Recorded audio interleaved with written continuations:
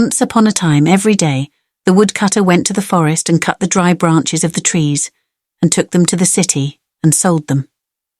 One morning when he was going to the forest, he noticed that a man was following him. At first he thought he was a passer-by, but then he saw that wherever he sat, that man also sat, and wherever he walked, that man also followed him. The woodcutter got to work. That man also sat in the shade of a tree. Every time the woodcutter hit the tree with his axe, that man sighed. The woodcutter thought that this young man is crazy because I am working and he feels tired. The woodcutter finished his work and took the firewood to the city and sold it. When he was returning home, the young man stopped the woodcutter and said, "You have to pay my wages." The woodcutter asked, "For what?" The young man said, "You broke firewood and I sighed, and now you have to pay me, otherwise I will complain to the judge." The young man went to the judge.